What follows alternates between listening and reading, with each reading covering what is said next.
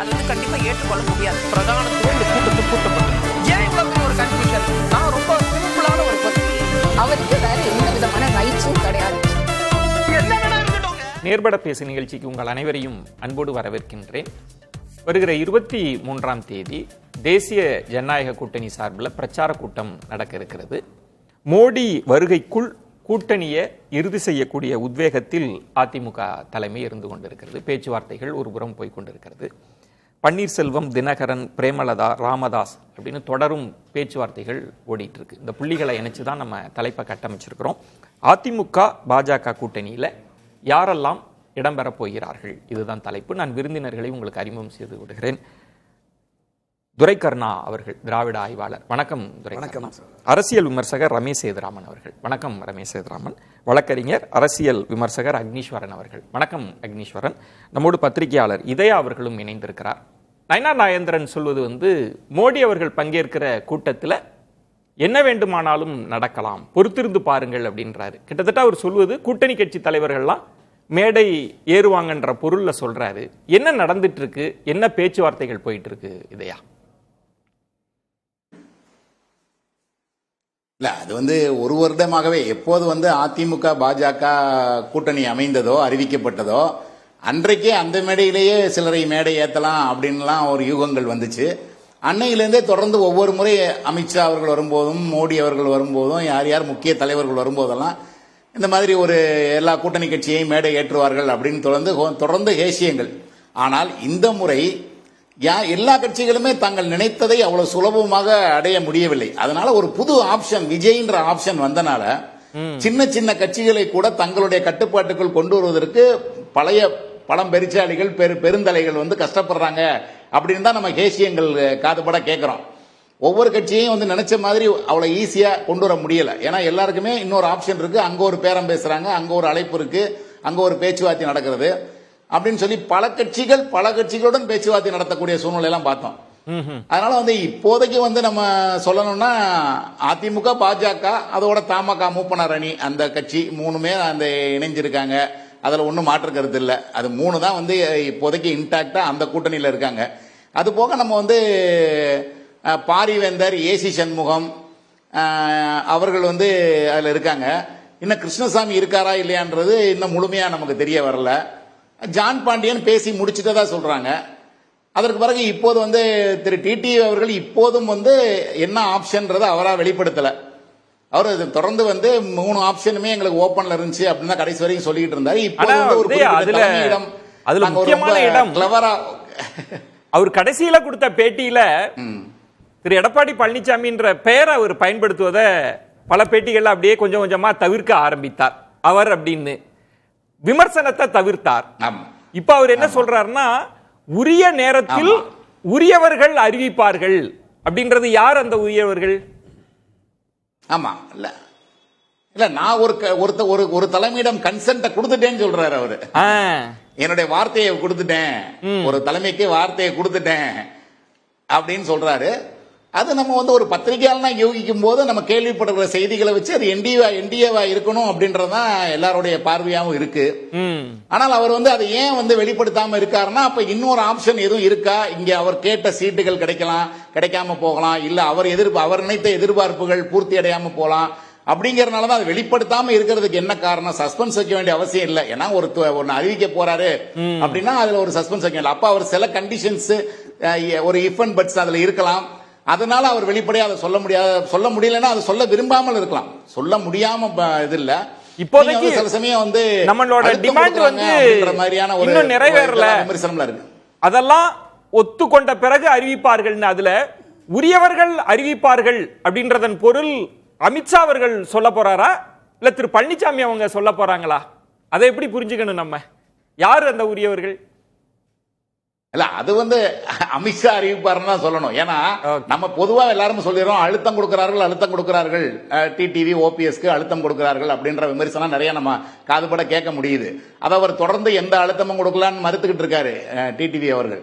அப்படி இருக்கும்போது அந்த அழுத்தம்ன்றது நீங்க பயமுறுத்தின அழுத்தமா கூட இருக்க வேணாம், நட்பு ரீதியான அழுத்தமா கூட இருக்க முடியாது. ஒரு நட்பு ரீதியா ஒரு நாள் இருந்தீங்க, ஒரு திமுகவை வீழ்த்தணும், நீங்க எல்லாம் வாங்க ஒன்னா வாங்க அமித்ஷா கொடுக்கிற அழுத்தம் அன்பு அழுத்தமா கூட இருக்கலாம். நீங்க எங்களோட தான் வரணும், இவ்வளவு நாள் இருந்தீங்க, போன பார்லிமெண்ட் எலெக்ஷன் நம்ம எல்லாம் ஒன்னா தான் இருந்தோம், இப்ப ஏன் நீங்க போறீங்க அப்படின்ற அன்பு அழுத்தமா கூட இருக்கலாம். அதையும் நம்ம புரிஞ்சுக்க முடியுது. ஏன்னா அன்பால கட்டி போட்டாங்க அப்படின்றீங்க, அன்பால் வசப்படுத்திட்டாங்கன்றீங்க. ஆனா அதுக்கு முந்தைய பேட்டியில ஒரு 5-6 பேட்டிகள் இருக்கு. எங்களுக்கு முதல் எதிரியே திரு பழனிசாமி அவர்கள் தான்.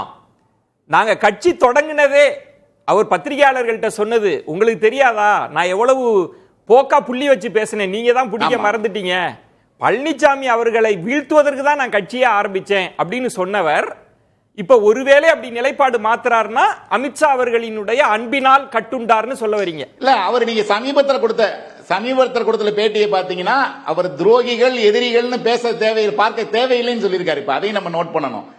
ஏன்னா அன்றைக்கு இருந்த சூழ்நிலை அப்படி பேசினவர் இப்ப சமீபத்தில், ஏன்னா ஏற்கனவே சில இது சொல்லாங்க, அதாவது துரோகிகளுக்காக எதிரிகளிடம் கூட கூட்டணி வைக்கலாம் அப்படின்லாம் சில பேர் கருத்து சொல்லிட்டு இருந்தாங்க. அந்த நேரத்தில் இப்ப அவர் என்ன சொல்றாரு, இந்த நேரத்தில் துரோகிகள் எதிரிகள்லாம் பிரிச்சு பார்க்க வேண்டியதில்லை அப்படின்ற நிலைப்பாட்டை அவர் ஒரு சொல்லியிருக்காரு. அப்ப அவர் நிலைப்பாடு மாறியதாக நாம் எடுத்துக்கொள்ளலாம். ஆனா அவர் அந்த எந்த நிலைப்பாட்டில் அதை எடுக்கிறான்றது நமக்கு தெரியாது. சோ அவர் அந்த முடிவை எடுத்திருந்தா அதை நம்ம ஒரு தனிப்பட்ட நபராவோ ஒரு பத்திரிகையாளராவோ நம்ம அதை விமர்சனம் பண்ண முடியாது. ஏன்னா அவருடைய கட்சி, அவருடைய நிர்வாகிகள் அதுல விமர்சனம் எடுக்கிற முடிவு.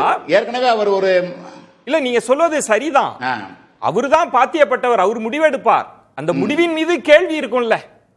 நீங்க ஒரு 10 நாளைக்கு முன்பு எங்களுக்கு முதல் எதிரியே எடப்பாடி பழனிசாமி அவர்கள் தான் சொல்லிட்டு இந்த 10 நாளுக்குள் இல்லங்க எங்களுக்கு திமுக தான், அது காலங்காலமா திமுக தான் எதிரின்னு எல்லாருக்குமே தெரியுமே.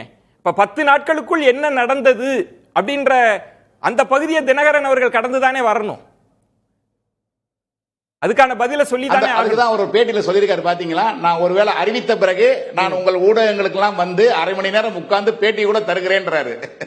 அது இருக்கும், அது கொடுத்துதானே ஆகணும், எல்லாருமே கொடுப்பாங்க கூட்டணிக்கான நியாயத்தை. ஒருவேளை அவர் அந்த முடிவை இல்ல ஒருவேளை அவர் நீங்க சொல்ற மாதிரி அவர் ஏற்கனவே பேசியதற்கு முரண்பாடான ஒரு முடிவை எடுத்து ஒரு அமித்ஷாவோ அல்லது திரு எடப்பாடி பழனிசாமியோ அறிவித்து டிடிவி தினகரன் அவர்கள் எங்கள் கூட்டணியில் தான் இருக்கிறார்கள் அப்படின்னு அறிவித்தால், அப்ப ஒருவேளை அவர் தினகரன் அவர்கள் வெளியே நம்ம புதிய தலைமுறைக்கோ வேறு தொலைக்காட்சிகளுக்கோ நான் ஏன் இந்த மாற்றத்தை 10 நாளைக்கு முன்னாடி வரைக்கும் பேசினது, ஏன் இந்த மாற்றத்தை எடுத்தேன் அப்படின்னு சொல்லி அவர் எக்ஸ்பிளைன் பண்ணக்கூடிய நிச்சயம் வரலாம். கொடுப்பார், நிச்சயம் கொடுக்கணும்ல, எல்லாருமே கொடுப்பாங்க. இப்ப உங்கள் பார்வையில தினகரன் அந்த பகுதியில நகர வாய்ப்பு இருக்கு, அவரே வெளிப்படையா சொல்லாத வரைக்கும் மத்த கட்சிகள்லாம் எல்லா பக்கமும் பேசிட்டு இருக்காங்க. ஆமா, வாய்ப்பு இருக்குன்னு நம்ம மறுக்கிறதுக்கு இல்ல. சரி, பேசலாம். ஆமா ஆமா ஆமா ஆமா துரைக்கண்ணா, இன்னும் இதையா சொல்லுவது ஓபிஎஸ் தரப்போ தேமுதிகவோ ராமதாஸ் அவர்களோ இன்னும் நமக்கு தெரியல. கிட்டத்தட்ட கொஞ்சம் தினகரன்ட்ட ஒரு சின்ன மாற்றம் தெரியுதுன்ற அளவுல புரிஞ்சுக்கிறதா, இல்ல மோடி அவர்கள் வருகைக்குள்ளாக இன்னும் நிறைய கட்சிகள் வர்றதுக்கு வாய்ப்பு இருக்கா? இல்லை, நம்ம கடந்த பல பதிவுகளில் பேசியிருக்கோம். மற்ற தேர்தல்களை விடவும் இந்த 2026 தேர்தல் எல்லா அரசியல் கட்சிகளுக்குமே ஒரு மிகப்பெரிய சவாலாக இருக்கிறது. குறிப்பாக பிரதான எதிர்க்கட்சியான அனைத்து இந்த அண்ணா திராவிட முன்னேற்ற கழகம் என்டிஏ அணிக்கு ஒரு கூடுதல் சவாலாக தான் இருக்கிறது அப்படின்னு நம்ம பார்த்தோம். கிட்டத்தட்ட ஏப்ரல் மாதம் பாரதிய ஜனதா கட்சி தலைமையிலான அந்த என்டிஏவோட அதிமுக கூட்டணி என்று உறுதிப்படுத்தப்பட்டு இதோடு மெகா கட்சி வருகிறது, பிரம்மாண்ட கட்சி வருகிறது அப்படிங்களெல்லாம் பேசிகிட்டு இருக்காங்க. திரு எடப்பாடி பழனிசாமி அவர்கள் தொடர்ந்து அதை பேசிட்டு வந்தார், அதற்கான முயற்சியிலும் கூட ஈடுபட்டார். இதுவரைக்கும் நமக்கு கண் கேட்டிய தூரம் வரை எந்த கட்சி வந்திருக்குன்னு தெரியலை. பாட்டாளி மக்கள் கட்சியில் ஒரு பிரிவு திரு அன்புமணி ராமதாஸ் பிரிவோடு அதை தான் அறிவிச்சிருக்கிறாங்க. அதை தாண்டி ஏற்கனவே என்டிஏவில் பயணித்த பலரையும் அவங்க இன்னும் அப்ரோச் பண்ணலை. ஏசி சமூகத்தையோ பாரிவேந்தரையோ மற்றது ஜிகே ஏற்கனவே அது இதுல இருக்கிறவங்க தானே. இல்லை ஆமாம்மா, இந்த மேடை ஏற்றுற போது அவங்களோட இந்த தமிழ்நாட்டில் என்டிஏவுக்கு தலைமை வைக்கிறது யாரு? திரு எடப்பாடி பழனிசாமி. அவர் அழைத்து பேசியிருக்கணும்ல, இவர்களை எல்லோரும் அழைத்து பேசி இந்த ஒருங்கிணைந்த ஒன்றுபட்ட என்டிஏ அணியில் அவர்கள் எல்லோரும் வந்திருக்காங்க, இவங்க எல்லாம் எங்களோட பயணிக்கிறார்கள் அப்படிங்கிறத இதுவரையிலுமே சொல்லலை. வேறு ஏதோ பிரம்மாண்ட கட்சி வருகிறது, மெகா கூட்டணி அமைகிறதுன்னு சொன்னார். இருக்கிற கூட்டணியில் என்டிஏல இருக்கவங்க கூட பேசி முடிவெடுக்கலை அப்படிங்கிற மாதிரி தான் இருக்குது. அப்போ 23ஆம் தேதி பிரதமர் வருகையொட்டி தீவிரப்படுத்தப்படுகிறது, இவரே அந்த முயற்சியை திரு எடப்பாடி பழனிசாமியே எடுக்கிறார் அப்படிங்கிற மாதிரி கூட நமக்கு செய்திகள் தகவல்கள் வந்துட்டு இருக்கு. இபிஎஸ் அவங்களே அவரே இதற்கான முன்முயற்சியை எடுக்கிறார் அப்படின்னு. இதில் திரு ஓபிஎஸ் அவர்களையோ திருமதி சேரா அவர்களையோ ஒருபோதும் இணைக்க மாட்டோம் அப்படிங்கிற அந்த கான்செப்டில் அவர் உறுதியாக இருக்கிறாரு. டெல்லி வரைக்கும் போய் அதை பிரகடனப்படுத்திட்டு வந்துட்டார். திரு ஓபிஎஸ் அவர்களை பொறுத்தளவில் என்டிஏவிலிருந்து தனக்கு உரிய மரியாதை கிடைக்கிற வெளியில் வந்த போதும் கூட திரு அமித்ஷா அவர்களை சந்திச்சிருக்கிறார். அமித்ஷா அவர்களை சந்திச்சுட்டு இந்த ஒருங்கிணைப்பு இந்த விஷயத்தை வலியுறுத்தி இருக்கிறாரு. இதை தாண்டி வேற எந்த முடிவுக்கும் ஒப்புக்கொள்ள மாட்டோம் அப்படிங்கிற கருத்தை வலிமையாக அறிவிச்சிருக்கிறார். எனவே இந்த 23 என்டிஏ கூட அதிமுகக்குள்ளதான் போவேன். ஆமா ஆமா ஆமா அதுலதான் உறுதியா இருக்கிறாரு. ஏன்னா இப்ப கடந்த 2 நாட்களுக்கு முன்னாடி கூட அது தொடர்பாக சொன்னாரு. இந்த கட்சியினுடைய சட்டத்திட்ட விதிகளுக்கு புறம்பாக இப்போது செயல்பட்டதனுடைய விளைவு தான் தொடர் நாங்கள் சட்ட போராட்டத்தை நடத்துகிறோம், தார்மீக அடிப்படையில் நாங்கள் இதைத்தான் விரும்புகிறோம் அப்படிங்கிற மாதிரி இருக்காங்க. ஸோ என்டிஏ அணியில் போகிறதுங்கிறது தனி கட்சி இல்லைன்ட்டார். ஓகே, அப்போ தனி கட்சி இல்லாமல் வெறும் இந்த அமைப்பு குழு என்பதை கழகமாக மாற்றி கொண்டு போகிறதுல சிக்கல் இருக்குது, சிரமங்கள் இருக்குது. எனவே என்டிஏல ஒருபோதும் போக மாட்டார் அப்படிங்கிறது தான் என்னோட பார்வை. அந்த கதவு அடைக்கப்பட்டு ஆமாம் ஆமாம் ஆமாம் ஆமாம் அதில் போக மாட்டார். இறுதி வரையிலும் இந்த முயற்சி அவர் தன்னுடைய நிர்வாகிகள் மற்றும் தன்னோடு பயணிக்கிற அந்த தொண்டர்கள் மற்றவங்கள்ட்ட விசாரிக்கிற பொழுது இன்னொரு ஆப்ஷனாக அந்த விஷயத்தை சொல்றாங்க, தமிழக வெற்றி கழகம் அப்படிங்கிற மாதிரி தாவேகாவுக்கு போகலாம் அப்படிங்கிற மாதிரி. ஸோ அந்த நிலைப்பாட்டையும் உறுதியோடு எடுப்பாரா அப்படிங்கிறது இன்னுமே நமக்கு தெளிவு பிறக்கலை. அது அவர் தான் அறிவிக்கணும், 2 நாட்களில் அறிவிக்கிறேன்னு சொல்லிட்டாரு. ஆனாலும் கூட இந்த தேர்தலில் ஒரு அரசியல் கட்சியாக பதிவு செய்து தமிழக வெற்றி கழகத்தோடு இணைந்து வருகிற பொழுதுதான் எத்தனை இடங்கள் இருக்கோ ஒரே சின்னம் கிடைக்கிறதுக்கு, ஒரு 20-30 தொகுதி கிடைச்சதுன்னா ஒரே சின்னம் கிடைக்கிறதுக்கு இருக்கு. அது ஒரு சிக்கல் இருக்கு. இதை தாண்டி தேர்தல் வெற்றி தோல்வியை பணம் தான் தீர்மானிக்கிறது. எங்க போனாலும் செலவு பண்ணி ஆகணும். அப்போ அது ஒரு பெரிய நெருக்கடி சிக்கலை உருவாக்கி இருக்கிறது. இப்போ திரு டிடிவி தினகரன் ஒரு தனி கட்சி நடத்துகிறார், அமமுக நாலஞ்சு தேர்தலை எதிர்கொண்டிருக்கிறார். அவருக்கு ஒன்றும் பிரச்சனை இல்லை, சிக்கல் இல்லை. அவர்கிட்ட கட்சி இருக்கு, ஒரு குக்கர் சின்னம்னு ஒரு சின்னம் இருக்கு. சின்னத்தை தாண்டி எப்படி அந்த மனமாற்றம் நடந்தது? 10 நாட்களுக்கு முன்பு ஒரு ஒவ்வொரு பேட்டியிலும் இபிஎஸ் அவங்கள கடுமையா சாடுவாங்க. திமுக அரசுக்கு சில இடங்கள்ல நற்சான்றிதழ்லாம் கொடுத்தாங்க. தாவேகா அந்த இடத்துக்கு வரும்லாம் பேசினப்ப ஒரு மனமாற்றம் நடந்திருக்கு. அது என்னன்னு அவர் தான் அறிவிக்கணும். அது மாதிரி இவர்களெல்லாம் அமித்ஷா அவர்கள் நினைச்சா கொண்டு வர முடியாதா? இல்லை, அதாவது பொது எதிரி திராவிட முன்னேற்ற கழகம். எனவே பொது எதிரியை வீழ்த்துவதற்கு நாங்கள் எந்த நிலைப்பாட்டையும் எடுக்க தயார் அப்படிங்கிற நிலைக்கு திரு டிடிவி தினகரன் வரலாம். ஆனால் திரு டிடிவி தினகரன் என்டிஏவில் போகிறாருங்கிற செய்திகள் வதந்திகளாக வலைத்தளங்களில் வருகிற பொழுதே கடுமையான எதிர்ப்பு அவருடைய கட்சியில் பயணிக்கிற மாநில மாவட்ட நிர்வாகிகள் மத்தியில் இருக்குது. நீங்கள் குறிப்பிட்டது தான். நீங்கள் நேற்று வரைக்கும் நம்முடைய இயக்கம் தொடங்கப்பட்டதே துரோகி எடப்பாடி பழனிசாமியை வீழ்த்துவதற்கு தான். அதனால் அவரோடு இணைந்து பயணிப்பது என்பது கனவுலும் நினைத்து பார்க்க முடியாதுங்கிற அளவில் மிக வேகமாக பேசிட்டு அதே திரு எடப்பாடி பழனிசாமியை முதலமைச்சராக்க வாக்குகளியுங்கள் என்று நாம் எப்படி போகிறது, அந்த கொடியை தூக்கிட்டு எப்படி நம்ம பிரச்சாரம் பண்ணுறது அப்படிங்கிற அந்த எதிர்ப்பும் அங்கே இருக்குது. ஸோ அவர் பெரும்பான்மையான அந்த கட்சியினுடைய உணர்வுகளை மதித்து என்ன முடிவெடுக்க போகிறான்னு தெரியல. நான் வாக்கு கொடுத்து விட்டேன், வாக்கு கொடுத்தவர்கள் அவங்க அறிவிப்பாங்க அப்படின்னாரு. இந்த வாக்கு திரு அமித்ஷாட்ட கொடுத்தாரா, திரு அண்ணாமலைகிட்ட கொடுத்தாரா, திரு செங்கோட்டையன்ட்ட கொடுத்தாரா நமக்கு தெரியல.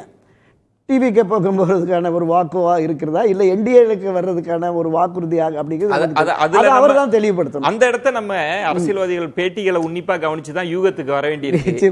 இந்த சமீபத்திய மனமாற்றத்திற்கு பிறகு இபிஎஸ் அவர்கள் பெயரை அவர் தவிர்க்கிறார். அவர் மீதான விமர்சனங்களை அவர் சொல்றது இல்லை. தாவேகா 2வது இடத்துல இருக்கு, திமுகவுக்கும் தாவேகாவுக்கும் தான் போட்டின்னு சொல்லல. அப்ப அது செலக்டிவா தான் அவங்க பேசுறாங்கன்னு புரிஞ்சுக்க மிகுந்த எச்சரிக்கையோட தான் அவர் ஒவ்வொரு தாவேகா ஆப்ஷனும் இல்ல, தாவேகாவையும் புகழல.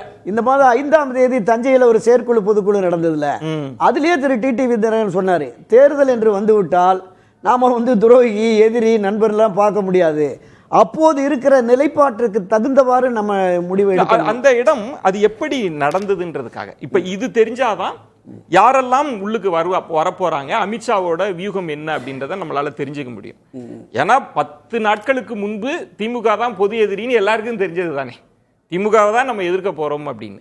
24ல் திமுக தேர்தல் வாக்குறுதி எல்லாம் சொல்லி நம்ம கேட்டோம், ஆனா மக்கள் அவங்கள தான் ஆதரிச்சாங்கன்னு சொல்லிட்டு ஒரு மனமாற்றம் நிகழுதுன்னா ஏதோ ஒரு ஸ்ட்ராட்டஜி வகுக்கப்படுதுன்னு புரிஞ்சுக்க முடியலையா?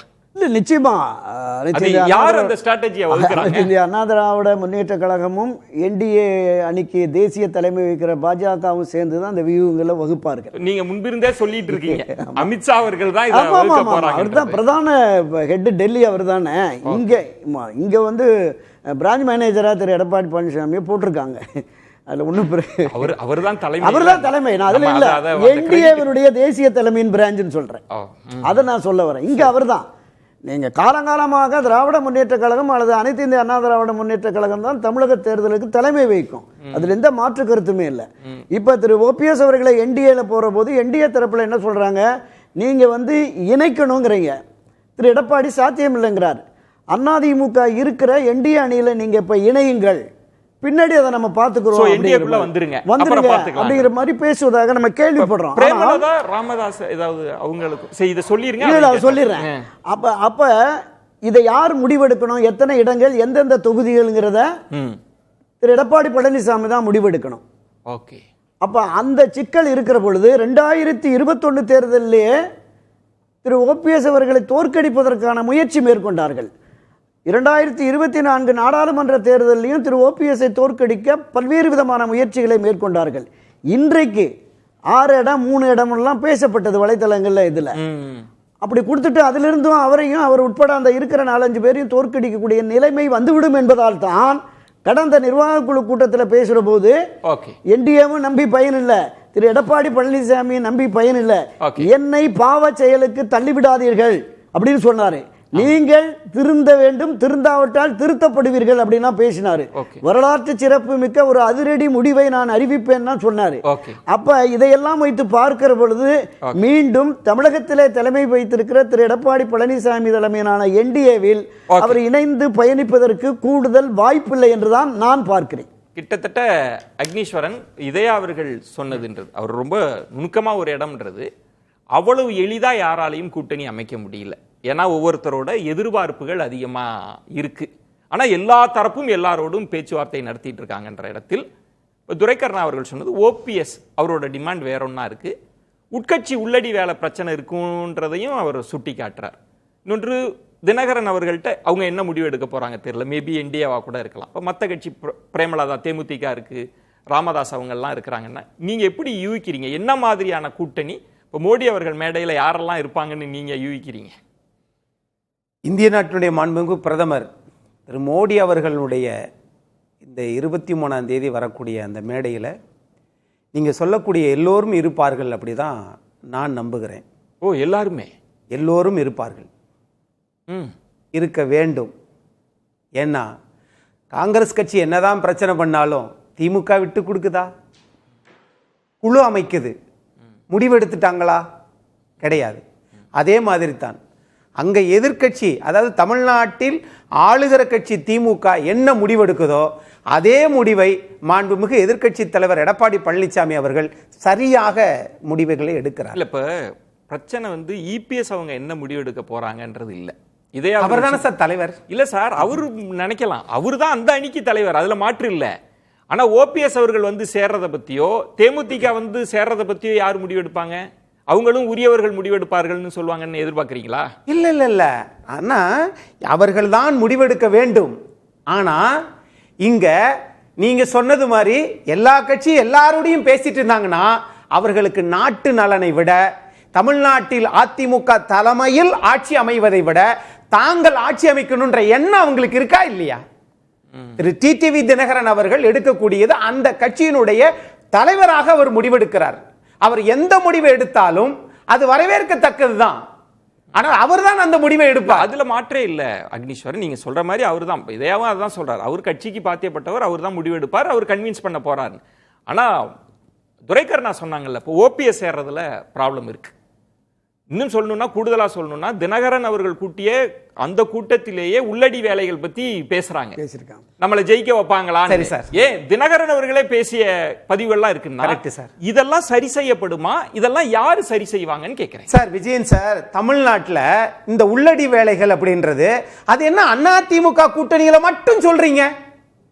திமுகவில் இல்லையே இல்லையா? அவங்க ஒண்ணு, நான் இன்னொன்னு சொல்லி வரேன். இப்ப நீங்க இந்த உள்ளடின்னு சொன்ன உடனே அதிமுக தலைமையில் தேசிய ஜனநாயக கூட்டணி இங்க ஆட்சி அமைக்க வேண்டும்.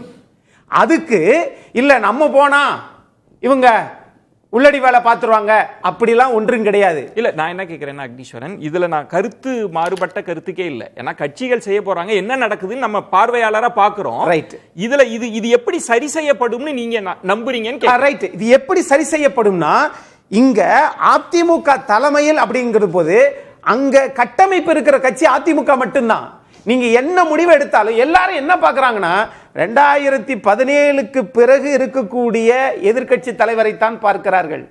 74 இருந்து 2016 வரைக்கும் அந்த கட்சியினுடைய நிலைப்பாட்டில் ஒரே கட்சியில இருந்தவருக்கு இவ்வளவு அனுபவம் இருக்கும்ன்றத மறந்துறாங்க. சிம்பிளா ஒரு 3 கேள்வி கேட்கிறேன், அதுக்கு நீங்க இப்ப சொல்லுங்க. இப்போ ஓபிஎஸ் அவர்களுக்கு சிக்கல் இருக்கு. இப்போ ஓபிஎஸ் அவர்களை என்ன சொல்லி கன்வின்ஸ் பண்ண போறீங்க உங்க அணிக்கு அழைக்கிறதுக்கு? தேமுதிக கடந்த முறை ராஜ்யசபா இடம் கொடுக்கல, அதிருப்தி இருக்கு. அதை எப்படி கன்வின்ஸ் பண்ண போறீங்க? இப்போ நீங்க ராமதாஸ் அவர்களே எங்க அணிக்கு வருவாங்கன்றீங்க. ஏற்கனவே இன்னைக்கு கூட வழக்கை தீவிரப்படுத்திட்டு இருக்காங்க, குற்றச்சாட்டை தீவிரப்படுத்திட்டு இருக்காங்க. இப்போ இவங்கெல்லாம் என்ன சொல்லி இந்த அணிக்கு வரப்போறாங்க, நீங்க எப்படி அவங்க வருவாங்கன்னு நம்புறீங்கன்னு கேட்கிறேன். இல்ல, தேசிய ஜனநாயக கூட்டணியில 2024 இருந்த கட்சிகள் என்னென்ன? பாட்டாளி மக்கள் கட்சி அங்க இருந்தாங்கல்ல. இன்றைக்கு ஐயா மருத்துவர் அன்புமணி அவர்கள் அதிமுக கூட்டணியில் இருக்கிறார்ல. ஆனா மரியாதைக்குரிய இதயா சார் பாமக மட்டும் மறந்துட்டார். தாவேகா இது சொல்றாரு, தமாக சொல்றாரு, ஐயா மூப்பனார் அணி சொல்றாரு, ஆனா பாட்டாளி மக்கள் கட்சியை மறந்துடுறாரு. ரைட், இருக்கட்டும். ஆனாலும் நான் என்ன சொல்றேன்னா, இந்த நிலை எல்லாத்தையுமே சார் 2026 அதிமுகவிற்கானது, 2029 அது பாரதிய ஜனதாவிற்கானது. அதுல தெளிவா இருக்கணும். இல்ல சார், அது நீங்க தெளிவா இருக்கிறீங்க. இதுல பாயிண்ட் என்னன்னா, இந்த 3 எப்படி சரி கட்டி கொண்டு வர வாய்ப்பு இருக்கான்னு. Right, okay. இந்த முதல் இதுல சார், இப்ப அவங்களுக்குள்ள இருக்கக்கூடிய பாட்டாளி மக்கள் கட்சி ஐயா மருத்துவர் என்ன முடிவெடுப்பு வருவாருன்னு கேக்குறீங்கல்ல, அந்த வழக்குகள் தன்மைகள்லாம் ஒருபுறம் இருக்கட்டும். இவர்கள் இந்திய நாட்டினுடைய பிரதமர் அவர்கள் பேசினால் இதே ஐயா மருத்துவர் என்ன சொன்னாங்க, நான் நினைத்தால் இந்திய நாட்டின் பிரதமரை பார்த்து என்னால் பேச முடியும் சொன்னாரா இல்லையா? சோ பிரதமர் பேசி சால்வ் பண்ணிடுவாங்க. ஒன்று, நான் அவர் பேசுறத வச்சு தான் நான் சொல்றேன். 2, நீங்க தேமுதிக மரியாதைக்குரிய கேப்டன் அன்னியார் அவர்கள் இங்க அதிமுக தலைமையில வருவதற்கு வாய்ப்புகள் அதிகம். ஆனால் அவர்கள் என்ன முடிவு எடுக்க போகிறார்கள்? இங்கு அடுத்த ஆட்சி அமைக்கக்கூடியது அதிமுக தலைமையிலான கட்சி தான். சோ ராஜ்யசபா எளிதா கிடைக்கும்ன்றீங்க? இல்ல சார், அது கட்சி முடிவெடுக்கும் சார். கூட்டணி தான் சார் முதல்ல முக்கியம். சார் நான் கேட்கிறேன், ராஜ்யசபா என்பது அந்த கட்சியினுடைய ஒரு உறுப்பினருக்கு அல்லது தலைமையில் இருப்பவங்களுக்கு கொடுக்கிறது. ஆட்சி மாற்றம்ன்றது திமுகவை மாத்தணுமா வேணாமா? முதல்ல பொது நலன் முக்கியம், அப்புறம் தான் தன் கட்சி நலன். சரி, நீங்க சொல்றது ஜெயிக்க போற அணி வந்துருவாங்கன்றது உறுதியாக. ஓபிஎஸ் அவர்கள் எப்படி வருவாங்கன்னு நினைக்கிறீங்க? என்ன 2024 நீங்க பாராளுமன்ற தேர்தல்ல மரியாதைக்குரிய முன்னாள் அமைச்சர் ஓபிஎஸ் அவர்கள் சொன்னாங்களே, அது அதிமுகவினுடைய பொதுச் செயலர் திரு எடப்பாடி பழனிசாமி அவர்களை கேட்டுட்டா சேர்ந்தாங்க. அதே போல்தான் இதுவும். நான் பார்ப்பது பாக்கியம் என்று சொன்னார் மாண்புமிகு முன்னாள் முதலமைச்சர். இதுல ரொம்ப நுணுக்கமா ஒரு இடம் வருது. என்டிஏல சேர போறீங்க, உங்க வீட்டுக்குள்ள வர போறீங்க, உங்களுக்கு என்ன பிரச்சனை இருக்க போகுதுன்ற வரவேற்கிறோம், வரவேற்பார்கள். அழகா அக்னீஸ்வரன் என்ன சொல்றாருன்னா, இவங்க எல்லாருமே வந்துருவாங்க. ஒன்னு ஜெயிக்கிற கூட்டணி, இன்னொன்று பிரதமரே பேசுறார், அமித்ஷா அவர்கள் பேசினால இவங்க எல்லாம் வந்துட போறாங்கன்றது. ஓபிஎஸ் அவர்களுக்கு என்டிஏக்கு வந்துருங்க, அகாமடேட் ஆகிங்கன்னு சொன்னா எளிதா ஒரு பிரம்மாண்ட கூட்டணி அமைஞ்சிருன்றதை எப்படி பாக்குறீங்க? அக்னீஸ்வரன் அதுதானே சொல்றாரு. சுருக்கமா பாத்தீங்கன்னா எப்படி சொல்லி? இல்லை, நீங்கள் இது ஒரு பிரம்மாண்ட கூட்டணியாக, ஒரு வலுவான கூட்டணியாக அமைந்து திராவிட முன்னேற்ற கழகத்தை ஆட்சி அதிகாரத்திலிருந்து அகற்றிவிடும் என்கிற நம்பிக்கை பொதுவெளிகளில் இன்னும் வரலை அப்படிங்கிறத நம்ம பார்க்குறோம். நான் பல பதிவுகளில் சொன்ன மாதிரி திராவிட முன்னேற்ற கழகம் ஒரு தேர்தல் பயணத்தில் மிக தீவிரமாக இறங்கி பண்ணிட்டாங்க. இப்போ இங்கே இதுவரையிலும் இந்த ஒப்பந்தம் எடுத்த 10 மாதம் ஆகியும் கூட இன்னும் வரலை. திரு ஓபிஎஸ் அவர்கள் திரு டிடிவி தினகரன் அவர்கள் அவங்க என்டிஏவில் இருக்கிற பொழுது அந்த என்டிஏவுக்கு எத்தனை, அந்த திரு ஓபிஎஸ் அவர்களுக்கும் திரு டிடிவி அவர்களுக்கும் எத்தனை இடங்கள், எந்தெந்த தொகுதிகள் என்பதை இறுதிப்படுத்துகிற நிலைப்பாடு என்பது திரு எடப்பாடி பழனிசாமிகிட்ட தான் இருக்குது. நீங்கள் ஒரு விஷயம் சொல்லிடுறேன். 2021 15 இடம் ஆமாம் பாஜக கேட்டதில்ல. அப்போ அந்த 15 இடங்களாவது குறைந்தபட்சம் வேணுங்கிற டிமாண்ட் வச்சிருக்காருங்கிறாங்க. இதில் ஒரு 6 தொகுதிக்கு வேட்பாளர் அறிவிச்சிட்டார். யாரு? டிடிவி தினகரன். அப்ப அந்த 6 தொகுதி எங்களுக்கு வேணுங்கிறார். இந்த 6மே அதிமுகவுக்கு வெற்றி வாய்ப்புள்ள தொகுதிகள். சோ இதெல்லாம் அப்ப இதெல்லாம் இந்த சிக்கல்களை எப்படி தீர்க்க போகிறாள் இருக்கு. ஓகே. திரு ஓபிஎஸ் அவர்கள் திரு டிடிவி அவர்கள் என்டிஏவில் இணைந்தாலும் இவர்களோடு இணக்கமாக திரு எடப்பாடி பழனிசாமி பயணிப்பதற்கான நிலை இருக்குதாங்கிறதா இப்ப யதார்த்தம். ரமேஷ் நீங்க எப்படி முடியாது? இப்ப பிரதமர் மோடி வரக்கூடிய பிரச்சார கூட்டத்தில் இப்ப நயினார் நாகேந்திரன் சொல்றது என்ன வேண்டுமானாலும் நடக்கலாம், பொறுத்திருந்து பாருங்கள். அது கேள்வி எந்த கேள்விக்கு பதில்னா ஓபிஎஸ் டிடிவி கேள்விக்கான பதில் தான். அது எப்படி புரிஞ்சுக்கிறீங்க? எல்லாரும் பேசி சரி கட்டி வந்துருவாங்கன்னு எதிர்பார்க்கலாமா? நடக்கணும் அப்படின்னு எல்லாரும் ஆசைப்படுறாங்க, இப்படிதான் விஷயம். ஆனா ஒரு விஷயம், அதாவது நான் இதை எப்படி பார்க்குறேன் அப்படின்னாக்க, ஒரே வீட்டில் ஒரு கூட்டு கொடுத்தனமாக இருக்கக்கூடியதில் ஒரு குடும்பம் இந்த ஜாயிண்ட் ஃபேமிலின்னு சொல்லுவோம் இல்லையா, அண்ணன் தம்பி எல்லாரும் இருந்தாங்க.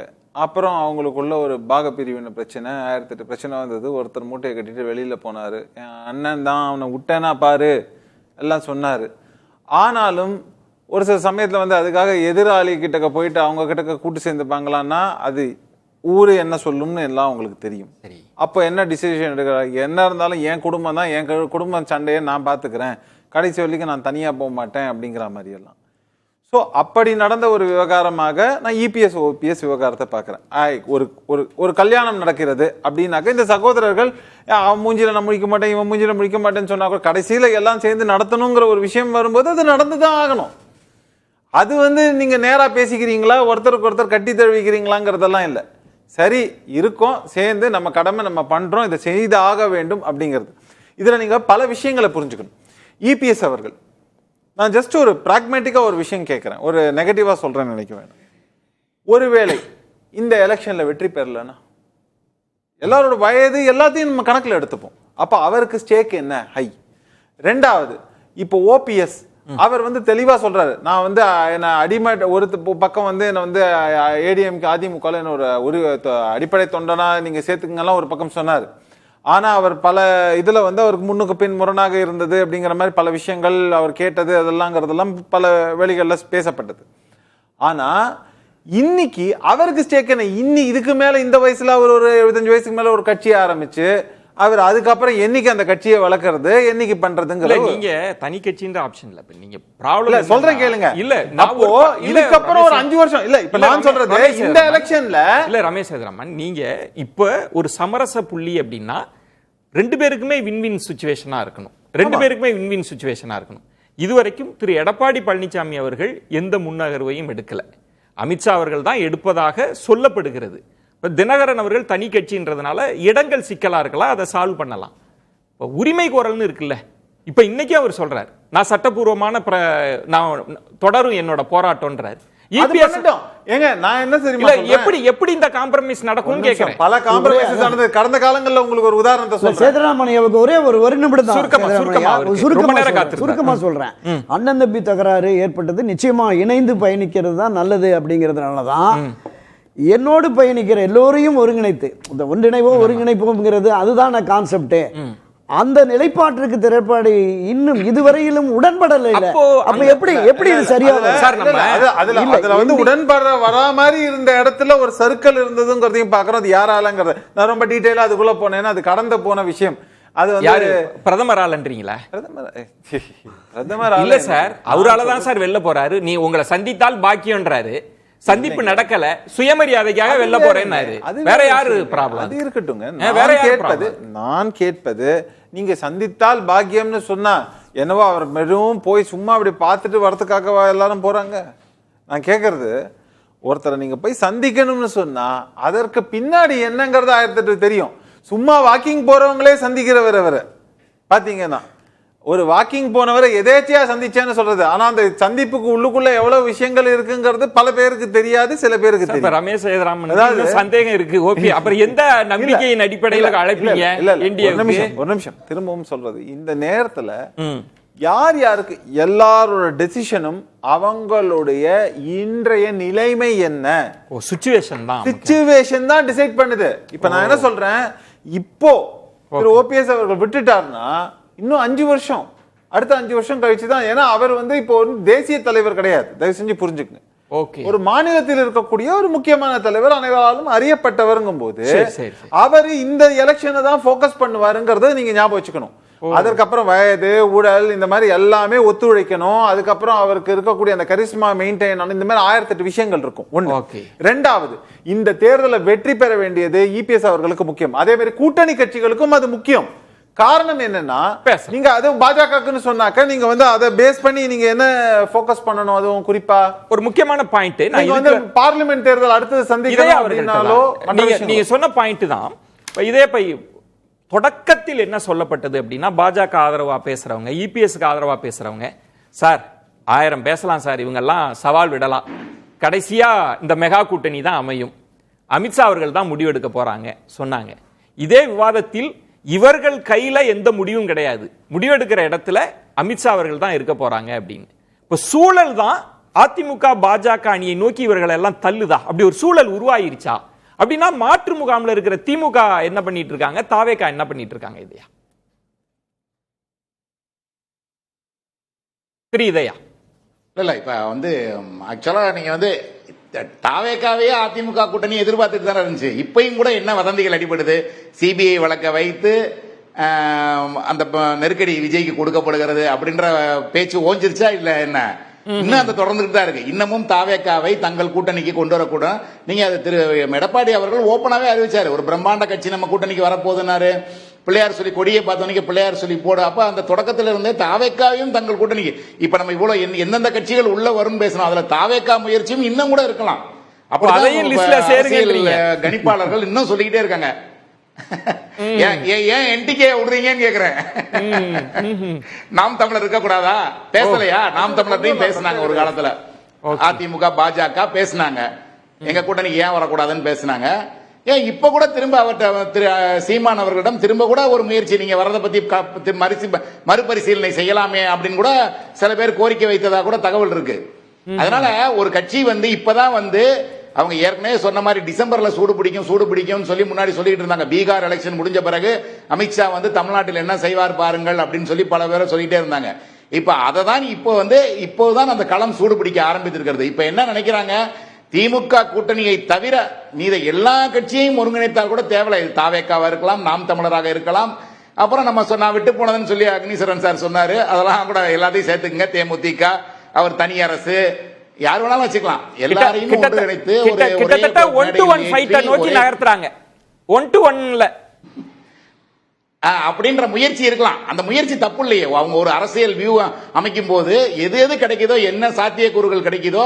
ஏன்னா ஒரு இப்போ வந்து நான் ஏற்கனவே பல இதில் சொன்ன மாதிரி, இப்போதைக்கு நான் பண்ற சர்வேல ஆரம்பத்தில் அது கொஞ்சம் பலவீனமான கூட்டணியா தான் தென்பட்டுச்சு. இப்பதான் அதை மாத்தி அவங்க வந்து இப்ப வந்து அந்த மாதிரி ஒரு வெள்ளத்துல போகும்போது கிடைக்கிறதெல்லாம் பிடிக்கணும்னு நினைக்கிற மாதிரியான ஒரு இதுல வந்து இப்போ வந்து ஒரு முழு முயற்சி எடுக்க ஆரம்பிச்சிருக்காங்க. இப்பதான் அந்த கூட்டணி வந்து சூடு பிடிக்க ஆரம்பிச்சிருக்கு. தேர்தல் களம் சுவாரஸ்யமா இருக்கதா தோணுது. இதுல திமுக சைலன்ஸ் ஸ்பெக்டேட்டரா பார்த்துட்டு இருக்காங்களா? இதுல முன்பு என்ன சொல்லப்பட்டதுன்னா, திமுகவினுடைய ஸ்ட்ராட்டஜில இல்ல, அவங்களும் வந்து அவங்களுக்கு முதல்ல காங்கிரஸ் தக்க வைக்க வேண்டிய முதல் பிரச்சனையே அது வந்துருச்சு. முதல்ல அதை அவங்க அந்த பணியை கவனிக்க வேண்டியதோட தேமுதிகவிடம் அவர்கள் பேச்சுவார்த்தை நடத்தி கொண்டுதான் இருக்கிறார்கள். திரு டிடிவி தினகரன் அவருடையும் சமீப கால வரை வந்து பேச்சுவார்த்தை நடத்தி கொண்டுதான் இருந்தார்கள். அதனால வந்து அது ஒரு பக்கம் இருந்துச்சு. அவங்க மேலும் அவங்களும் பொறுத்தவரை நீங்க மேலும் என்னென்ன கட்சிகளை புதிதாக கொண்டு வரலாம், அந்த இன்டாக்டா இருக்க கூட்டணியை தாண்டி வேணா ஒரு விஜய் ஒரு சவாலாகவும், அதிமுக கூட்டணி அதை தாண்டி பெரிய பலம் பெற்று நம்மளோட மோத வந்துடக்கூடாதுன்றதுக்காக அவர்களும் இந்த மாதிரி சின்ன சின்ன கட்சிகள் எத்தனை இருக்கிறதோ அதையெல்லாம் தங்கள் கூட்டணிக்கு கொண்டு வரணும் அப்படிங்கிற முயற்சியில தொடர்ந்து அவங்க ஈடுபட்டு தான் இருக்காங்க. அதனால யாரும் விட்டு கொடுக்கல. பேசலாம். இதே அதுல கொஞ்சம் திமுகவின் கவனத்தை திசை திருப்புற மாதிரி காங்கிரஸ் வேலை பார்த்துட்டாங்கன்றீங்க. இப்ப காங்கிரஸை தக்க வைக்கிற கவனத்துல இவங்களெல்லாம் கொஞ்சம் விட்டுட்டாங்களோ? இல்ல, அதுல பேச்சுவார்த்தை நடக்கும் போதே சில பேர் வந்து டிமாண்ட் வச்சதே வந்து காங்கிரஸ் ஒருவேளை வெளியே போனா எங்களுக்கு கூடுதல் சீட்டு தருவீர்களா அப்படின்லாம் பேரம் நடந்ததா கூட நான் கேள்விப்பட்டேன். பலரும் சொல்றாங்க விவாதத்துல காங்கிரஸை பார்த்துட்டு முடிவெடுக்கலான்னு காத்திருக்காங்களோ நிறைய கட்சிகள், அதை பார்த்துட்டு போகலான்றதுக்காக. ஆமா, அப்படி இருந்தா அவங்களுக்கு திமுக கூடுதல் சீட்டுகள் கிடைக்க வாய்ப்பு இருக்கு அப்படின்ற மாதிரியான ஒரு எண்ணம் வந்து சில கட்சிகள்கிட்ட இருக்கு. அதனாலேயே தள்ளி போடுறாங்க அப்படின்ற பேச்சு இருக்கு. ஒரு இடைவெளிக்கு இந்த உள்ளடி வேலைன்னு பேசுறோம்ல, அது ஒரு பாயிண்ட் மட்டும் சொல்லிக்கிறேன். திமுக பாஜக கூட்டணியில யாரெல்லாம் இடம்பெற போகிறார்கள் என்ற தலைப்புல தான் நம்ம விவாதிச்சிட்டு இருக்கோம். நம்ம தொடர்ந்து பேசலாம். துரைக்கண்ணா, இதையா பேசினப்ப எந்த இடத்துல குறுக்கிட விரும்புனீங்க? இல்லை அதான் இப்போ தமிழக வெற்றி கழகம் இங்கே வருவதற்கான கூடுதல் வாய்ப்பு இருக்குது. அதற்கான நிலைப்பாடெல்லாம் தமிழக வெற்றி கழகத்தினுடைய நோக்கம் கட்சி தொடங்குவதே ஆட்சி அதிகாரத்தில் பங்கு அப்படிங்கிறது. கொள்கை இதை 2 பிரகடனப்படுத்த பாஜகவோடு சேர்ற போது அவருக்கான அந்த ஆதரவு வாக்குகள், திரு விஜய் அவர்களுக்கான ஆதரவு வாக்குகள் ஒட்டுமொத்தமாக இங்கே வருமா அப்படிங்கிறது சிறுபான்மை மிகப்பெரிய சிக்கல் இருக்கிறது. வருவார்களான இன்னொரு சிக்கல், இந்த ஆட்சி அதிகாரத்தில் பங்கு என்கிற நிலைப்பாட்டில் தாவேகா உறுதியாக இருந்தால் திரு எடப்பாடி பழனிசாமி அதை ஒப்புக்கொள்வாரா அப்படிங்கிற மாதிரி. இன்னொன்று, திரு ஓபிஎஸ் அவர்களை பொறுத்தவரை இறுதி வரை சட்ட ரீதியாகவும் தார்மீக ரீதியாகவும் அவருடைய நிலைப்பாடு என்பது ஒருங்கிணைந்த அதிமுகவில் இந்த ரெட்டலையவும் அதிமுகவை எதிர்த்து நாம களம் காணக்கூடாது. தன்னுடைய அரசியல் எதிர்காலம் மட்டுமல்ல, தன்னை நம்பி இருக்கிற ஆயிரக்கணக்கான தொண்டர்களுடைய எதிர்கால அரசியல் வாழ்வும் பாழாகிவிடக்கூடாது. இடைக்காலத்தில் போய் நம்ம என்டிஏவில் சேர்ந்து அவங்க என்ன சின்னத்தில் என்ன எத்தனை தொகுதிகள் கிடைக்குங்கிற ஒரு பெரிய சிக்கல் பிரச்சனைகள் இருக்கிறது. அதனாலதான் இறுதி வரை இந்த போராட்டம் இருக்கிறது. இன்னும் 2 நாட்கள்ல அறிவிக்கிறேன்னு சொல்லியிருக்காரு. அது என்ன அறிவிப்புங்கிறத நம்ம பார்க்கலாம். உள்ளடி வேலை பற்றி சொல்லணும்னு சொன்னீங்க, சொல்லுங்க. ஆமாமா, இல்ல இப்ப கருணாநிதி பேசும்போது அவர் முதல்ல சொன்னாரு, இந்த மாதிரி ஒருவேளை அவரு திரு டிடிவி அவர்கள் அதிமுகவுடன் எடப்பாடி பழனிசாமியை முதலமைச்சராக ஏற்றுக்கொண்டால் அவர் கட்சிக்குள்ளுக்குள்ள சில கருத்து வேறுபாடுகள் எழக்கூடும் சொன்னாரு. அதை நான் ஏற்றுக்கிறேன். ஆனால் அதே சமயத்தில் நம்ம தினகரன் அவர்களோ இல்ல தினகரன் அவர்கள் போய் அங்க அதிமுக சேர்ந்தால் அங்க உள்ளடி வேலை நடைபெறும் அப்படின்றத அந்த ஆர்குமெண்ட் எனக்கு கொஞ்சம் ஏற்க முடியாம இருக்கு. ஏன்னா நீங்க தொடக்கத்துல இருந்தே பாத்தீங்கன்னா திரு எடப்பாடி பழனிசாமி அவர்களை தவிர மற்ற 2ஆம் கட்ட தலைவர்கள் மற்ற தொண்டர்கள் எல்லாருமே எல்லோரையும் ஒன்றிணைத்து செயல்படலாமே, எல்லாம் சேர்ந்து ஒன்றுபட வேண்டும் அப்படின்ற ஒரு ஆர்வத்தோட தான் இருந்த மாதிரி தான் நம்ம பார்த்தோம். ஏன்னா பல 2ஆம் கட்ட தலைவர்கள் அதை வெளியே பத்திரிகையாளர்கள் அவர்களுடைய நெருங்கியவர்கள்ட்ட பேசிட்டே இருந்தாங்க. இது சேர்த்தா என்ன தப்பு, எல்லாரும் ஒன்றிணைஞ்சாதானே வெற்றி வரும். அதுவும் குறிப்பா தென் மாவட்டங்களில் இருக்க முன்னாள் அமைச்சர்கள்லாம் இவர் நமக்கு பெரிய பாதிப்பு, இவர் வராம இருக்குது, இவங்க 2 பேரும் சேர்க்காம இருக்குது அப்படின்ற கருத்துக்கள் எல்லாம் நம்ம காதுபட கேட்டோம். அதாவது நெருக்கமானவர்களா அவர்கள் பொதுவெளியில் சொல்லாவிட்டால் கூட ஒரு நண்பர்களாக பல பேர்ட்ட கருத்து சொல்லிட்டு இருந்தாங்க. உங்களுக்கு தெரியாதல்ல உங்களுக்கு தெரியாதல்ல, களத்தை புரிஞ்சவர், அரசியல்வாதிகளின் தன்மையை புரிஞ்சவர். திரு இபிஎஸ் அவர்களை வலுப்படுத்தணும்னு டிடிவி தினகரன் அவர்கள் விரும்புவாங்க, தினகரன் அவர்களை வலுப்படுத்தணும்னு இபிஎஸ் அவர்கள் விரும்புவாங்கன்னு சொல்றீங்க. அப்படிதான் அரசியல் தன்மை இருக்கும் சொல்ல வரீங்க. அப்படிதான் புரிஞ்சுக்கிறீங்க. என்ன சொல்றேன் கீழே இல்ல நீங்க உள்ளடி வேலை நடக்கும்னா நிச்சயமாக அதிமுக தொண்டர்கள் அவர் டிடிவி தினகரன் அவர்களுடைய கட்சி அமமுக நிக்கிற இடத்துல போய் தோக்கடிக்கிற வேலையை செய்ய மாட்டார்கள் நினைக்கிறேன் நான். ஏன்னா அவர்கள் என்ன நினைக்கிறாங்க, தங்கள் கட்சி பலம் பெறணும், அதுக்கு டிடிவி போன்றவர்கள் வரணும் அப்படின்னு தான் தொண்டர்களும் நிர்வாகிகளும் நினைக்கிறார்கள். தலைமை தான் தனக்கு போட்டியாக அவர்கள் வந்துவிடக் கூடாது அப்படின்ற மாதிரியா நினைச்சாங்களே தவிர தொண்டர்களோ கீழ்மட்ட நிர்வாகிகளோ நம்ம இன்னும் நம்ம டிடிவி தினகரன் திரும்ப வந்தாதான் நமக்கு பலம் அப்படிதான் தென் மாவட்டங்கள் நிறைய பேர் நினைச்சாங்க. அதனால அவர் வருவதால் அமமுகவை இவர் எப்படி வளர்த்திருக்கிறாருன்னா, திரு எடப்பாடி பழனிசாமி செய்த அந்த துரோகத்தால் தான் நம்ம அமமுகவை தொடங்க வேண்டி வந்தது. அவருக்கு பாடம் புகட்ட நாம களத்தில் அவரை வீழ்த்துவோம்னு அவங்களை தயார் பண்ணி வச்சிருக்காரு அமமுகவினுடைய நிர்வாகிகளை.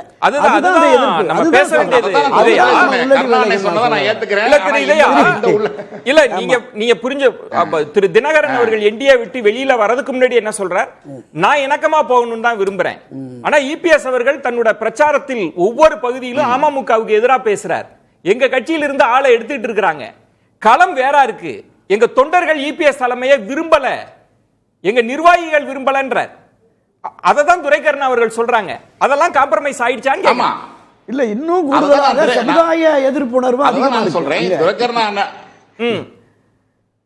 சொல்லுங்க. ஆமா, அதனாலதான் நான் சொன்னேன், கருணாநிதி சொன்னதுல நான் அந்த பார்ட்டை ஏத்துக்கிறேன், இந்த பார்ட்டை ஏத்துக்கலன்னு சொன்னேன். உள்ளடி வேலை நம்ம பேசுறோம்ல, அது அதிமுக தரப்பு செய்யாதுன்னு நினைக்கிறேன். ஏன்னா அந்த தொண்டர்கள் இவருடைய வருகையை விரும்புகிறார்கள். இவர்கள் என்ன பண்ண போறாங்கன்ற பாயிண்ட் தான் விரும்புறாங்க. சரி சரி, நிர்வாகிகள் விரும்புறாங்க.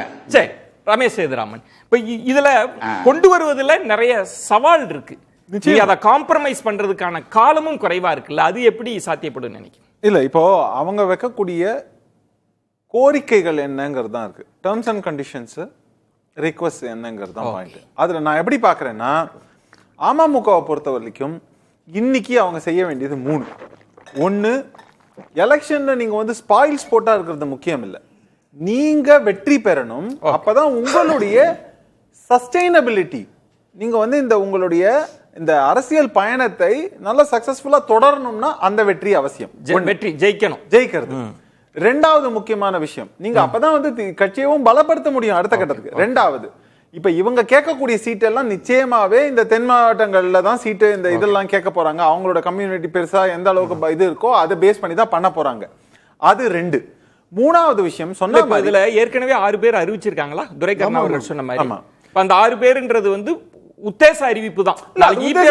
அது எப்படின்னு பாக்குறோம் இல்ல, அது முன்னாடி சொல்றதுக்கான ரீசன் நாங்க அடுத்த கட்டத்துக்கு மூவ் ஆயிட்டோம் சொல்றதுக்கான ஒரு ராஜதந்திரம் நிச்சயமா அத மாதிரி தான் பார்க்கணும் நீங்க. ஆனா அடுத்த கட்டமா அவங்க எப்படி கொண்டு போவாங்கன்னாக்க, இப்போ அதிமுகவை பொறுத்தவரைக்கும் கூட இப்போ உள்ளடி வேலை அப்படின்னு செஞ்சாங்கன்னா கூட நீங்க வந்து அப்படியே செய்வதாக இருந்தால் நிச்சயமா இவங்க எல்லாருமே ஒரு காலத்துல அதிமுகவா இருந்தவங்க ஒண்ணுக்குள்ள ஒண்ணு ஒருத்தர் லிங்க் இல்லாமலாம் இல்ல. சோ அது வந்து வெளிப்படையாக தெரிவதற்கான வாய்ப்பு இருக்கு. இந்த மாதிரி பல விஷயங்கள்.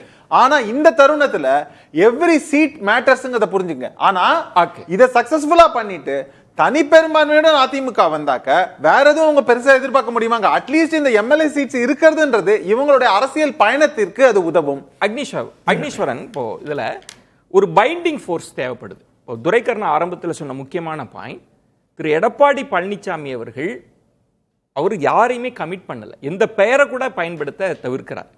இல்ல சேர முடியாதுன்றதுக்கு தான் பெயரை பயன்படுத்துவாங்களே தவிர மற்ற எதையுமே கமிட்டடா இல்லை.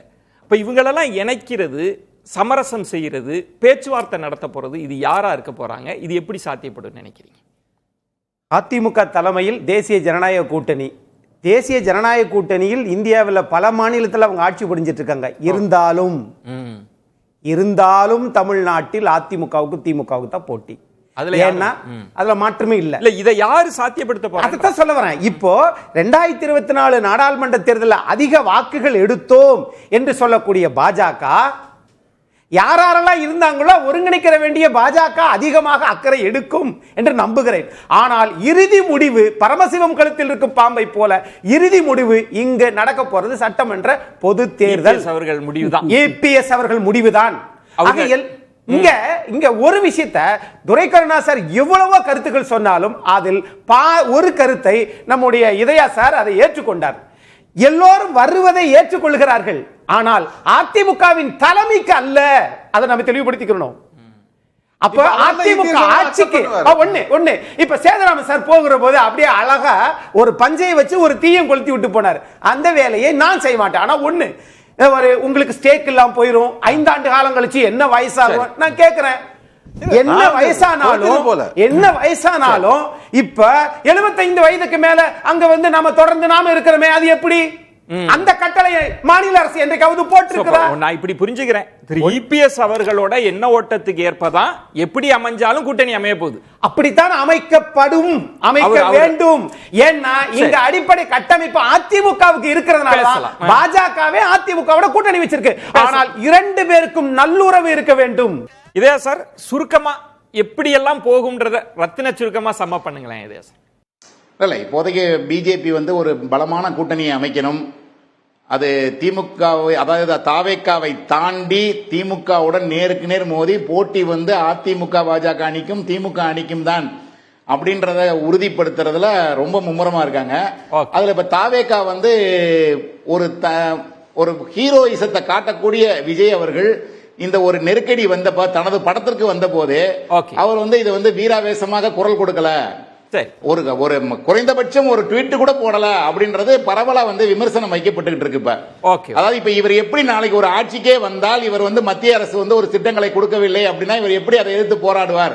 அவரது படத்துக்கே அவர் போராட முடியலையே அப்படின்ற மாதிரியான ஒரு நிலைமை வரும்போது அதை பயன்படுத்தி அதிமுக அந்த தாவேக்கா திமுக போட்டின்ற நிலைமையை மாற்றி அதிமுக திமுக போட்டியை உருவாக்குறதுன்ற எண்ணம் வருது. இப்ப ரமேஷ் சுருக்கமா இவ்வளவு பேசுறோம், திடீர்னு நான் தமிழர் கட்சியே கூட வராங்கன்னு வச்சுக்கோங்க இவங்க கூட்டணிக்கு. அது என்ன பண்ண முடியும்? இப்போ ஒரு உதாரணத்துக்கே சொல்றேன். இப்போ அவருக்கு கொள்கை எதிரி அப்படின்னு பார்த்தா அவர் திராவிட கட்சி திமுகவை தான் பெருமை எதிர்க்கிறார். ஏன்னா அவர் என்ன சொல்றாரு, தமிழர்கள் சொல்லாம இல்ல இவங்க கூட்டணின்னு நான் சொல்றது வந்து இப்போ அதிமுக கூட்டணின்னு வச்சுக்கலாம். ஏன்னா விஜய் பக்கம் போக முடியாது. ஏன்னா விஜய் வந்து காங்கிரஸ் கூட ரொம்ப க்ளோஸா இருக்கும்போது தேசிய அளவுல ஒரு இனம் இதுன்னு நான் தன்னை ப்ரொஜெக்ட் பண்ணிக்கும் போது அதை காட்டி கொடுத்தது காங்கிரஸ்னு அவர் வந்து நினைக்கிறாரு. அப்படிதான் பரப்புரையும் இருக்கும்போது உங்களுடைய ஆசையையும் அனுமானத்தையும் சேர்த்து சொல்றீங்க. சொல்றேன் நம்ம வந்து இது ஆசையும் இல்ல அனுமானமும் இல்ல, நம்ம பேசுறது என்னன்னா பாசிபிலிட்டிஸ் அவ்வளவுதான். அந்த வகையில சோ அப்படி இருக்கும்போது தனியா நின்னாக்க ஸ்பாயில் ஸ்போர்ட்டா இருக்கிறத விட